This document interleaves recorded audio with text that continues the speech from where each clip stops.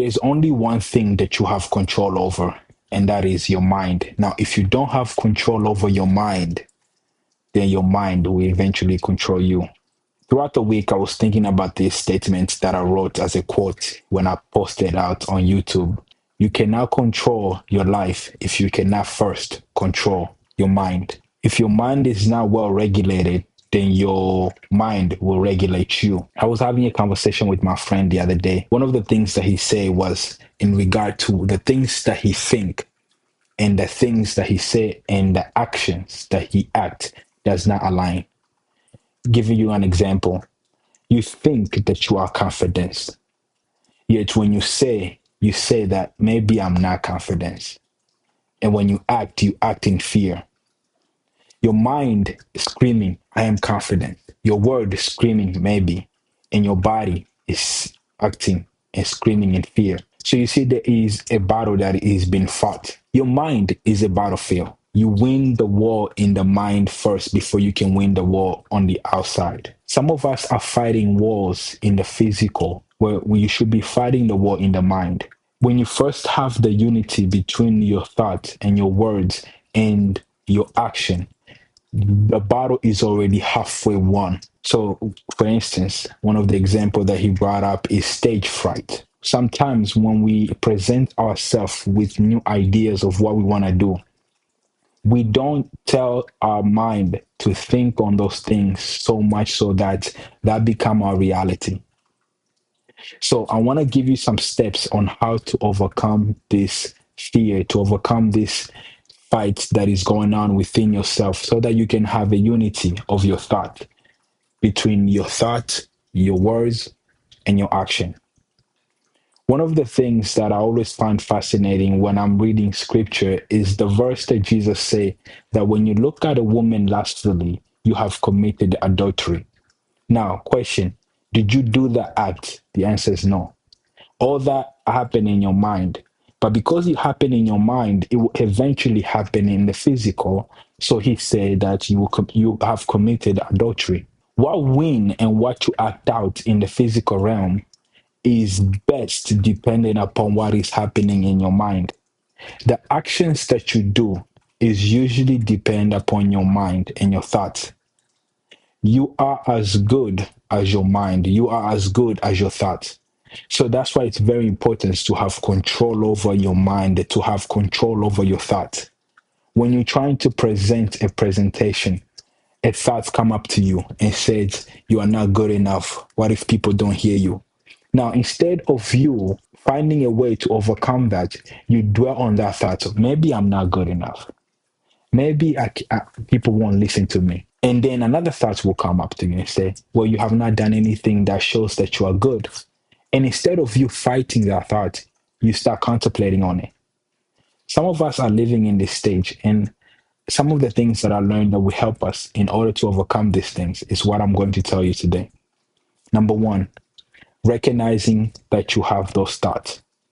You cannot fight an enemy that you don't see, that you don't know. When soldiers are in the battlefield, they first recognize their enemy by having a uniform. So you have the uniform that are different from the uniform of the other enemy. And if the clothes is the same, they have something that would represent that this is my teammate. You have to think of it in these terms, that your thoughts, the good thoughts that you want are your teammate. And the bad thoughts that you don't want are your enemy. And every time that thoughts come to you, you don't negotiate when you are in a war. You fight them immediately.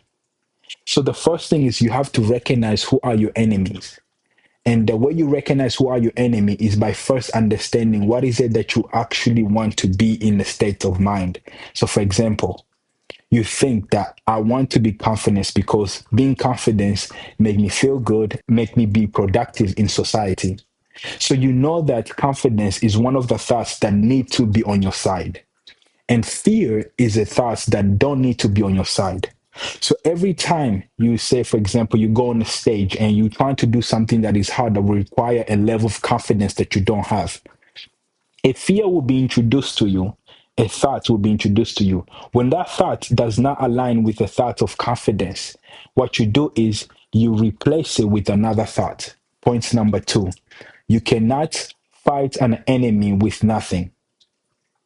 You cannot fight a thought with nothing. What you do is you fight a bad thought by replacing it with a better thought. So every time you feel fear, you replace it with a thought that will fight that. When they are fighting in war, when the enemy comes, the decisions has already been made that the war would happen. And the one who make those decisions are the generals.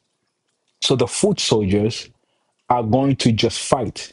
When they see an enemy, it's just kill. That's the only command they receive. And when you are in the battle of your mind, the command that you have to tell yourself is that every time a thought that does not align with my thoughts of what I want to accomplish, the first thing you do is to kill, is to shoot at that thought. And how do you shoot at that thought? Is by replacing that thought with a better thought.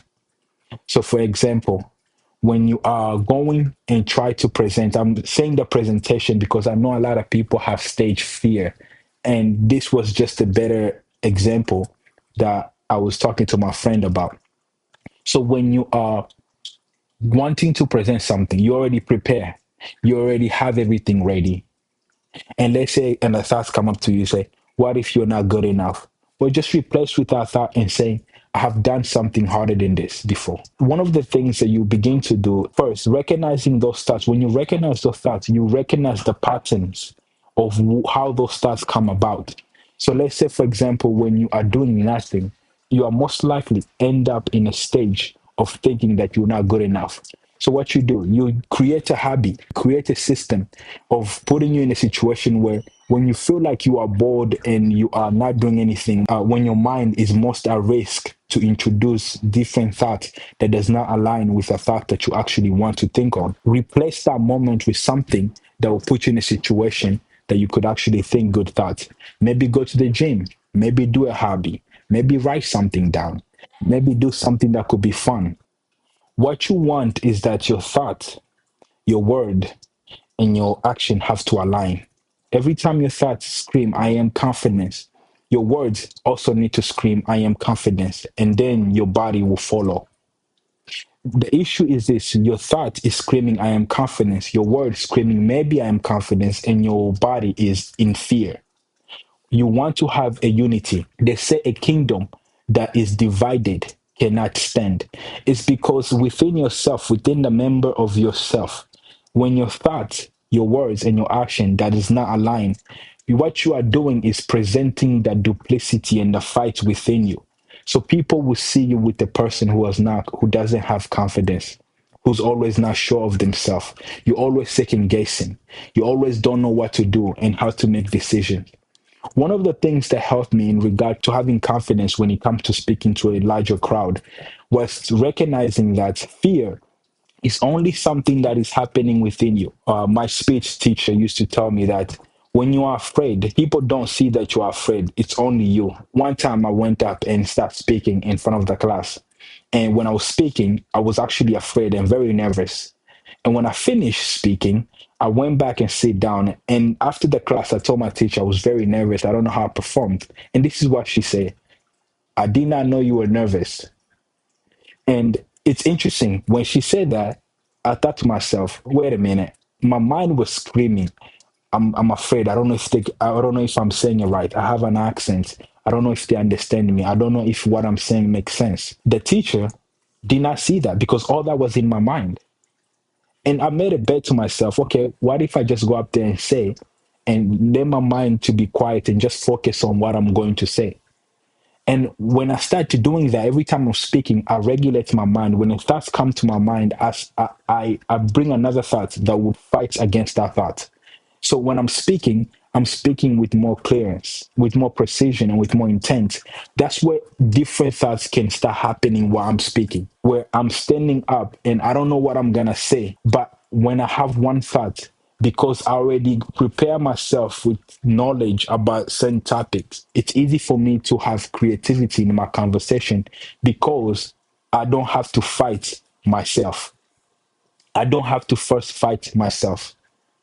Imagine as a soldier, you're going to fight a war, and the hand that's supposed to fight with is choking you. That's what happens when your thoughts, your words, and your action does not align. So, first thing, recognize that you actually have those thoughts. And number two, when you recognize that you have those thoughts, make a deliberate actions to fight each thought. You know, there's a context in scriptures that says something about when a spirit leaves, when he leaves the house, your house is full of empty. What is the house? The house is your mind.